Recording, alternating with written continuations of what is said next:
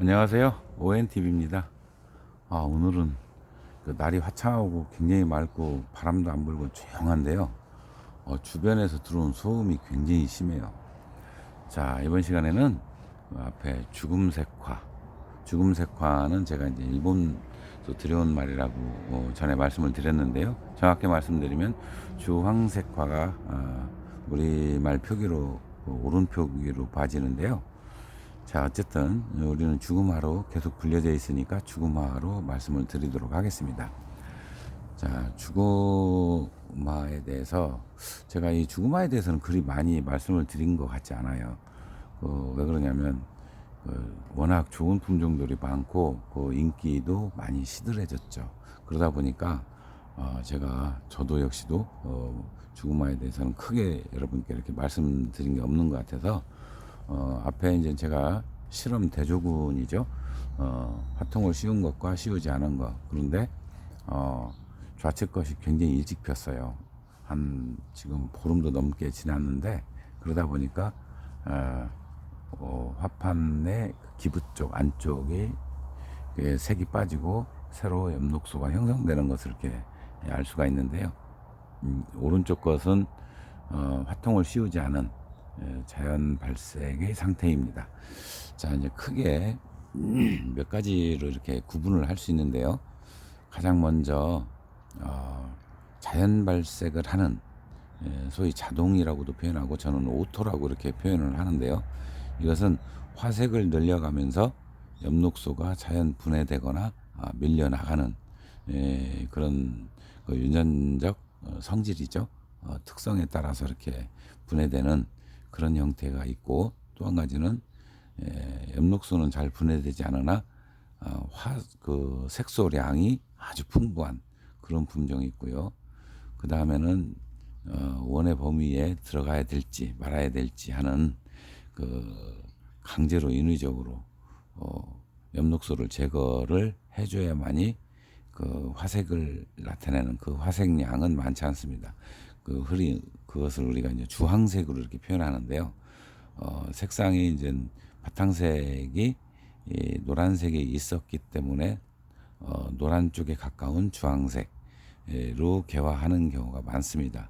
우리는 뭐 주홍이라고 표현하는, 사실은 주홍하고 맞지는 않는데 주황색화가 지나면 주홍이라고 표현하는데 그것도 역시 주황색화로 이야기를 해야 맞습니다. 어쨌든 그건 중요한 것 같지 않고요. 원예인들이 부르는 건 우리가 과장해서 부르는 부분들이 많기 때문에 잠시 이제 말씀을 드리도록 하겠습니다. 자, 색을 관장하는 색소가 이거는 우리 홍색을 나타내는 안토시아닌이라고 표현하죠. 화청소라고도 합니다. 그 색과 카로티노이드 노란 색상을 관장하는 두 가지가 동시에 나타나서 이 화색을 표현한다 이렇게 이야기를 합니다. 근데 이 역시도 그 외에도 다른 부분이 있는 것 같아요. 근데 그거 제가 식물학을 전공한 사람이 아니라 밝혀내지는 못하고 있는데요.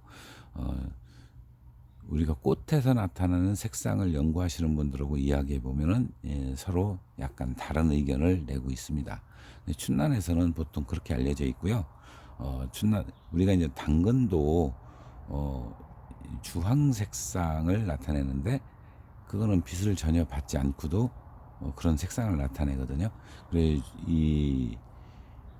그러니까 카로티노이드도 색상이 약간 붉은 빛을 돋는 주황색이 있는데 그건지 그게 전체적으로 관장을 하는지 일부 화청소가 관장을 하는지는 우리가 정확히 알 수는 없습니다. 그러나 화통으로 우리가 늦게까지 씌워보면 색소량이 약한 것을 알 수 있습니다.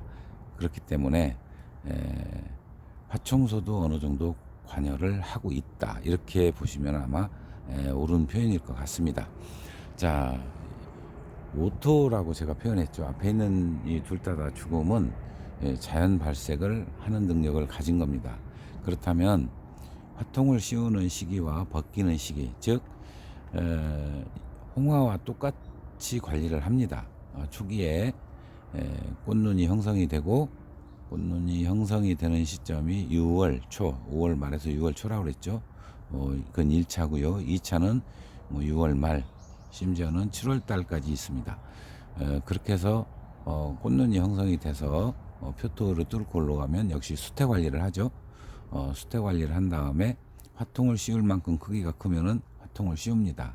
자, 화통을 씌우는 이유는 지금 오토락 해도 소위 우리 자연 발색을 갖고 있는 능력을 갖는다 하더라도 황화처럼 엽록소를 사전에 차단해 줄 때 훨씬 더 아주 선명한 화색을 얻을 수 있거든요. 그렇기 때문에 화통을 씌우는 겁니다. 그 다음에 제가 말씀드린 여기서 이제 중요한 건데요. 뭐 오토다, 자연 발색을 한다, 엽록소가 유전적 특성에 따라서 자연 분해가 된다라는 품종들은 일찍 벗깁니다. 역시 12월 초순경에 화통을 벗겼을 때가 훨씬 더 색 농도도 짙고 그리고 선명도도 훨씬 더 선명했습니다. 그렇기 때문에 전혀 그러니 이제 그 화통을 벗기는 시기가 달라지죠.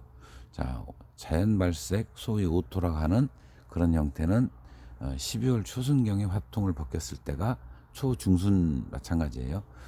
훨씬 더 좋은 화색을 얻을 수가 있고요.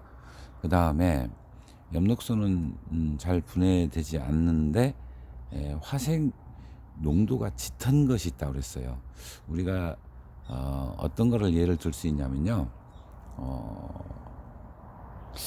그 이제 가장 이제 보편적으로 많이 알려진 거를 말씀을 드릴게요. 하나는 제가 알고 있는데 그걸 또 말씀드리면 또 이의 제기하시는 분이 있을 것 같아서 천사 같은 경우가 농도가 짙은 품종입니다. 그리고 그 뭐죠? 그 굉장히 화형이 큰 건데 제가 이제 몇 가지 알고 있는데 이름은 생각나는 대로 말씀을 드리겠습니다. 그런 품종이 있어요. 그거는 화통 벗기는 시기가 늦어야 됩니다.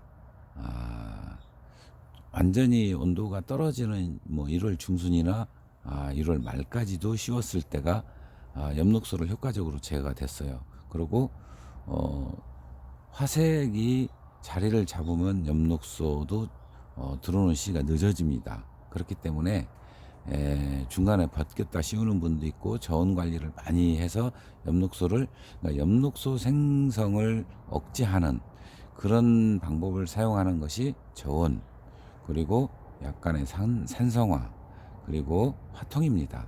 자, 이런 것들을 통해서 화색량을 높여가는 것입니다. 자, 그리고 또 한 가지는 이제 아주 약한 게 있죠. 그런 거는 그 개화 직전까지 씌우죠. 개화 직전까지 씌우는데 그러다 보니까 그 색깔이 다르죠. 노란색이 짙은 주황색이죠. 그렇게 나눠지는데 지금은 자연 발색을 하는 품종이 워낙 많기 때문에 소위 우리가 산에서 그 산채됐을 때 끼 죽음이라 하는 것들은 구분법을 제가 그 산채 때 말씀을 드린 것 같은데요. 봉심의 결정적인 역할을 합니다. 봉심의 봉심이라는 것은 요 안에 있는 거요. 주판, 부판, 봉심, 혀 안에 비두, 그 다음에 꽃대, 포이 이렇게 이루어져 있는데요. 자, 봉심의 색소량이 많지 않을 때, 자연 상태에서 산채됐을 때 주 부품보다 현저히 떨어져 있거나 없거나 했을 때는 소위 우리가 끼죽음이라고 하고 자연 발생력이 약한 것들입니다. 그런 품종들은 제가 96년도에 그걸 발표를 했었는데요. 난과 생활에는 2004년, 5년도 2년 동안 연재할 때 그 내용이 들어 있습니다. 그때도 지금과 같은 얘기를 했었는데 그래서 원의 범주에 들어가는 품종과 그렇지 않은 품종이 소위 끼죽음인데 이제는 자연에서 여러분들도 혹시 그렇게 만나면 사실은 저는 산채를 안 하셨으면 하는 생각을 갖습니다. 왜냐하면 그 품종이 집에 와서 아무리 연구를 해도요, 엽록소가 제 스스로 벗겨지지 않는 품종이면 정말 발색이 어려워요. 너무 오랜 세월 동안 허송세월을 하게 됩니다. 그렇기 때문에 가급적이면 그 품종은 그냥 두고 오면은 그놈이 또 씨가 또 퍼져서 더 멋진 그런 품종들이 나올 거 아니에요.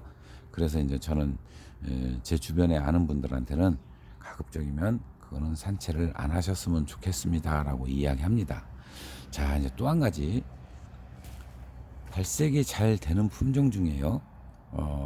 자연 발색을 하는 소위 오토라는 품종 중에 자, 좌측에 보면 오랜 시간 지금 보름이 약간 넘었는데요. 안에 기부 쪽에 이렇게 엽록소가 차들어오는 품종이 있어요. 자, 이 끝에도 차들어오고 안에도 차들어온다면 자연 발색이 아닙니다. 근데 안에서 차들어오는 게 있습니다. 시간이 오래 지나면 이건 황화도 있고요, 홍화도 있습니다.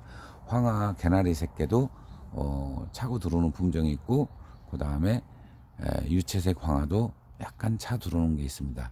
그거는 저는 이제 지역하고 관련이 있다고 처음에 분석을 했었는데 그게 아니라 그 지역에서 그 종자가 많이 퍼지면서 나오는 것 같더라고요. 여러분들도 황화 중에도 그런 품종을 경험을 하신 분이 있을 겁니다. 역시 주구마도 마찬가지입니다. 이 품종이 시간이 지나니까 이렇게 들어오더라고요. 시간이 오래돼도 안 들어오는 품종도 있어요. 근데 이 품종은 약간 들어옵니다. 이런 경우는 조금 더 늦게 벗겨도 됩니다. 그건 뭐냐면 화색을 이 안에까지 충분히 들어올 수 있게 했을 때 이게 그 기부 쪽에서부터 엽록소 차오르는 것이 늦습니다. 거의 안 나오거나 이런 거는 그 화통 벗기는 시기하고 저온하고 관련이 있습니다. 그렇게 하면은 훨씬 더 좋은 화색을 얻을 수가 있습니다. 자, 그리고 이 오토 중에도 자, 중요한 얘기인데요. 화분에 안정이 됐을 때, 즉 산성, 서두에서 제가 그런 말씀을 드렸죠. 화청소도 관여를 하는 것 같다. 화청소는 안토시아닌을 이야기를 한 거예요. 우리 그 리트머스 시험지 아시죠? 거기에 그거는 이제 산성, 중성, 알칼리를 시험하는 거. 자, 붉은 색소, 이거 리트머스 시험지가 그 지위류에서 뽑은 건데요. 그것이 알칼리성에는 청색을 나타내고 그 다음에 산성에는 붉은색을 나타내는 그 색소를 우리가 안토시아닌 계통을 입게 가지고 실험을 해보면 그걸 알 수가 있거든요. 우리 그 학생 때 시험도 했고 그다음에 제가 이제 교직에 있을 때도 실험을 했었는데 그렇게 해보면은 그 변하는 것을 알 수가 있는데요. 역시 이 토양이 이 앞에 보이는 그 난석이 안정이 됐을 때, 그러니까 1년 심은 지 2년이죠. 1년은 아니겠죠. 꽃을 피니까 그러면 2년이냐 3년이냐에 따라서 화색이 달라졌습니다. 이 난초가 지금 화색이 달라졌는데요. 내년에 이보다 훨씬 더 농도가 붉은색이 더 나타날 겁니다. 자, 그런 것처럼 홍화처럼 역시 주구마도 산성화가 진행됐을 때, 즉 3년 정도 지났을 때가 더 좋은 화색을 보였습니다. 이런 것들은 이제 제가 이제 실험을 통해서 경험을 통해서 얻은 거죠. 여러분들도 화분에 내후년 또는 그 다음 연도에 꽃을 보기 위해서 미리 맞춰서 심어 놓으면 이렇게 잎 모양도 잡을 수 있고요. 그 다음에 그게 이제 중간 정도에 놓으면은 3년 후면 앞에까지 나오겠죠. 그렇게 하면은 훨씬 더 좋은 화색을 얻을 수가 있습니다. 자, 제가 오늘 드린 말씀을 참고하셔서 여러분들도 주구마 발색을 해보시면 색다른 화색을 훨씬 더 선명하고 농도 짙은 화색을 얻을 수 있으리라 생각이 됩니다. 자, 이렇게 해서 이번 시간에는 주구마 화통을 씌웠을 때와 안 씌웠을 때, 그리고 자연 발색 능력을 갖는 소위 저는 오토라고 이렇게 표현하죠.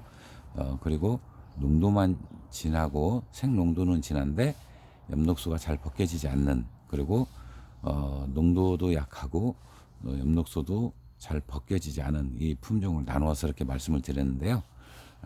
자연에서 가급적이면 봉심의 화색이 약하거나 안 들은 건 산채를 좀 안 하셨으면 하는 바람으로 이렇게 또 여러분께 이렇게 말씀을 드렸습니다.